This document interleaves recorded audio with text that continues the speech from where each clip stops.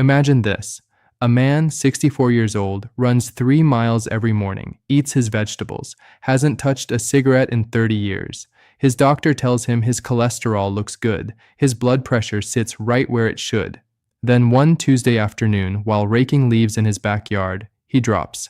Chest tight, arm numb. His wife finds him on the grass, gray-faced and gasping. He survives, barely. And the first thing he says from his hospital bed is, "How? I did everything right."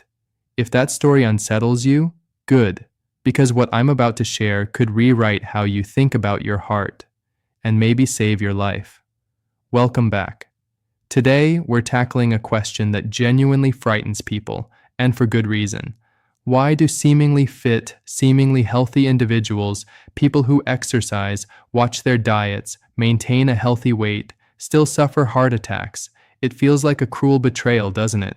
You follow the rules and your body punishes you anyway. Here's the truth that cardiologists wish more people understood. Fitness and heart health are not the same thing. They overlap, absolutely, but they are not identical twins. They're more like distant cousins who share a last name but live very different lives. For those of you over 60, this distinction matters enormously. Because the older we get, the more hidden factors accumulate beneath the surface. Factors that no amount of jogging or kale smoothies can erase on their own. And if we don't know what those factors are, we can't defend against them. So, let's pull back the curtain. Let's talk about what's actually happening inside arteries that look clean on paper, but carry decades of invisible damage. Here's where most people get tripped up. They confuse external markers of health with internal reality. You can have visible abdominal muscles and plaque building silently inside your coronary arteries. You can run a half marathon and carry genetic markers that make your blood clot faster than average. You can eat organic produce every single day and still have chronic, low-grade inflammation smoldering through your vessel walls like embers in dry wood. Standard checkups measure a handful of things: weight, blood pressure, basic cholesterol panels, maybe fasting glucose, and those numbers matter. Nobody's saying they don't, but they represent the surface. They're like checking the paint job on a house while termites chew through the foundation beams. A man named Robert Atkins, not the diet guru, just a retired school teacher from Ohio, told his cardiologist after his heart attack at 67, "But my numbers were perfect." His doctor replied, "Your numbers measured what we tested. They didn't measure what we missed." What gets missed? That's where things get interesting. Let me walk you through several culprits that fly under the radar.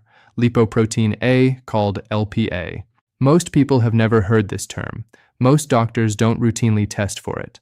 LPA is a genetic variant of LDL cholesterol, the so-called bad cholesterol, but stickier, more inflammatory, and far more dangerous.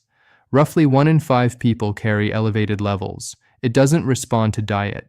It doesn't respond to exercise. It barely responds to standard statin medications.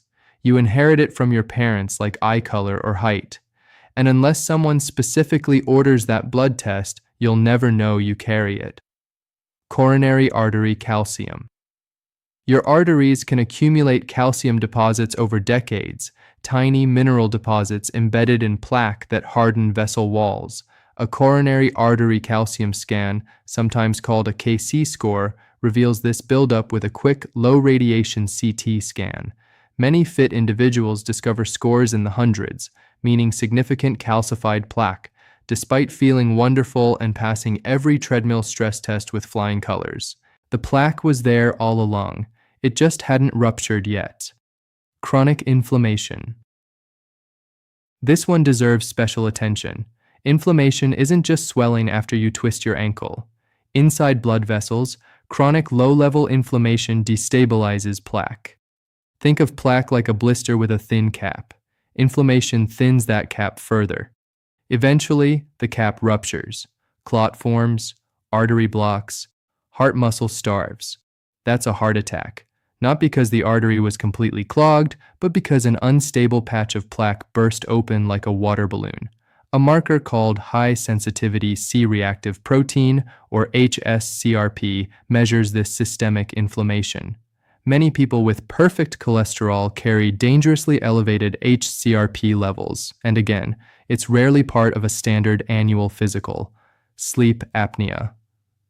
Here's one that surprises people: obstructive sleep apnea, where breathing repeatedly stops during sleep, puts enormous stress on the cardiovascular system night after night after night. Blood oxygen drops, blood pressure spikes, the heart races to compensate. Over years, this silent nighttime struggle damages vessel linings and promotes clot formation.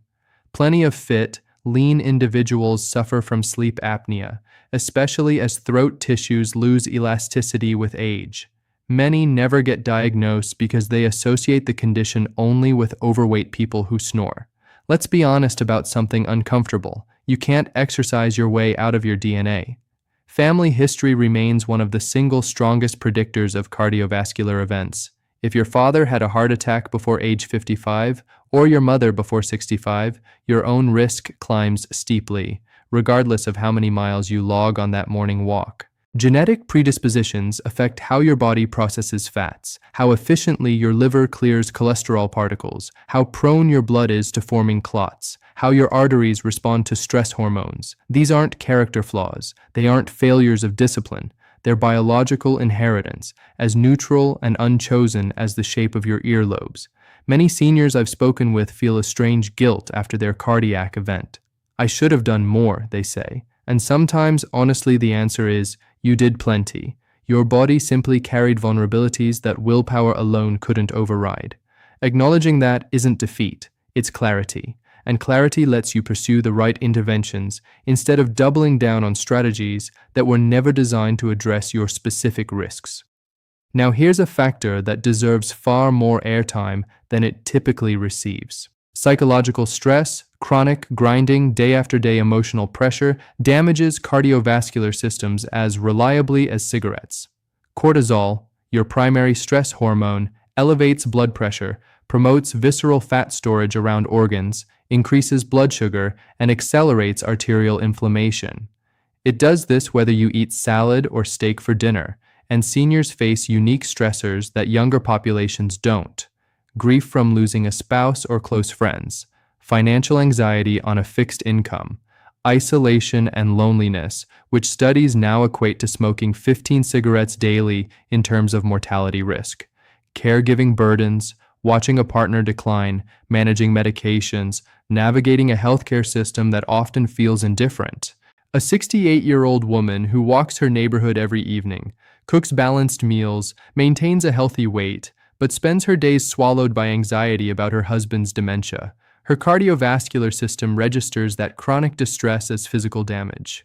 Cortisol doesn't care about your step count. If you're over 60, or if you're caring for an elderly loved one, this information could genuinely be life-saving. Not because it's meant to frighten you, but because knowledge transforms helplessness into action. Please keep watching. And if this resonates with you, share it with someone you love. Sometimes a single video changes how a person approaches their next doctor's appointment. This one might shock you. Excessive endurance exercise, decades of marathon running, ultracycling, intense prolonged cardio can actually damage the heart. Research published in the journal Circulation found that long-term endurance athletes showed higher rates of coronary artery calcification and myocardial fibrosis, scarring of the heart muscle, compared to sedentary individuals of the same age. The theory involves repeated microtrauma, hours of elevated heart rate, surges of inflammatory markers during intense exertion, repeated stretching of cardiac chambers beyond normal capacity. Nobody is saying moderate exercise harms you. Walking 30 to 45 minutes most days remains one of the most protective habits any senior can adopt.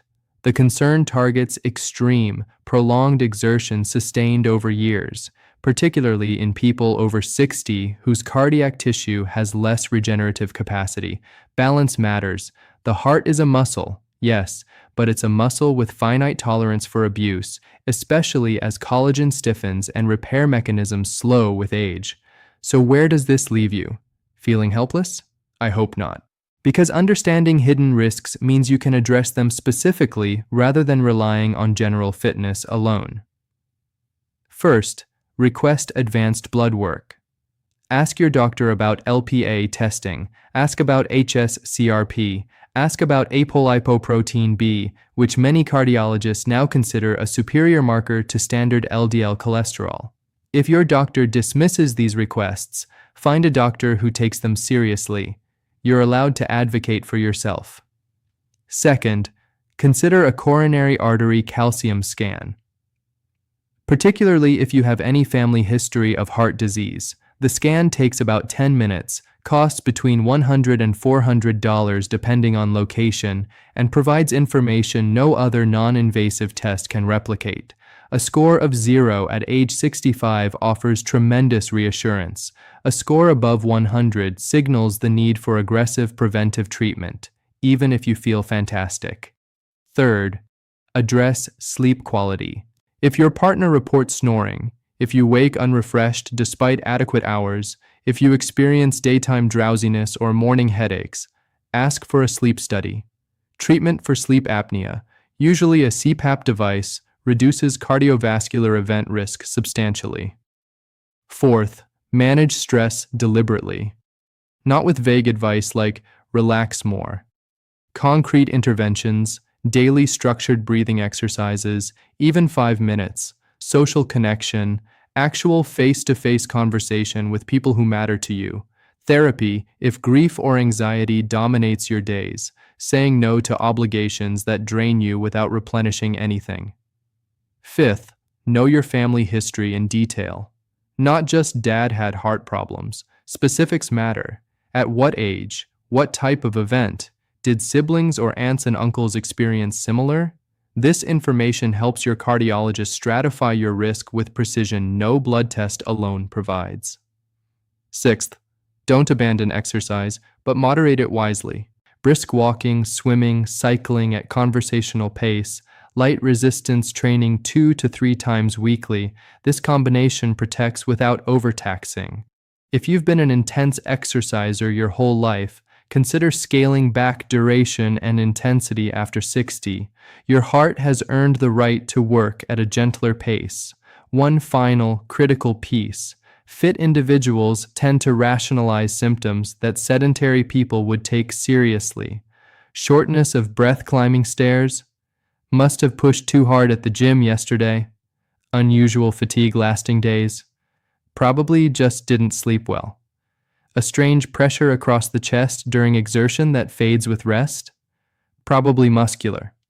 Many seniors who exercise regularly dismiss early angina, reduced blood flow to heart muscle, as musculoskeletal strain, indigestion, or simple aging. They wait. They push through. They tell themselves healthy people don't have heart attacks. Please hear this clearly. If something feels wrong, assume it deserves investigation until proven otherwise. A healthy lifestyle buys you time and reduces risk. It does not grant immunity, ever. Jaw pain during exertion, unexplained nausea with sweating, a heavy sensation across the upper back or between shoulder blades, dizziness that appears suddenly during activity you've done 1,000 times. These warrant immediate attention. Not next week, not after your morning walk tomorrow. Now. Let me bring this together. Fit and healthy people still suffer heart attacks because fitness addresses some cardiac risk factors while leaving others completely untouched. Genetic predispositions, silent inflammation, arterial calcium deposits, sleep disorders, chronic psychological stress, and even excessive exercise itself create vulnerabilities that no amount of clean eating or daily movement can fully neutralize. This isn't a reason to abandon healthy habits. Those habits remain profoundly protective. A fit person who suffers a heart attack typically survives at higher rates, recovers faster, and returns to normal function more completely than a sedentary person facing the same event. Your investment in your body pays dividends even in crisis, but fitness alone isn't a fortress. It's one wall of a structure that needs a complete foundation. Advanced screening, genetic awareness, stress management, sleep health, and honest communication with a cardiologist who looks beyond standard panels. You deserve a doctor who investigates thoroughly. You deserve to know your hidden risks. You deserve to live your later decades with both vitality and vigilance working together, hand in hand, protecting the heart that has carried you this far. Take care of it. It's the only one you get.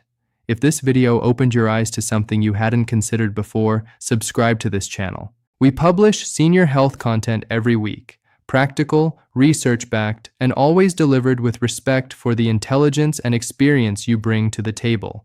Share this video with a family member, a friend, a spouse, especially anyone who exercises regularly and assumes that makes them bulletproof.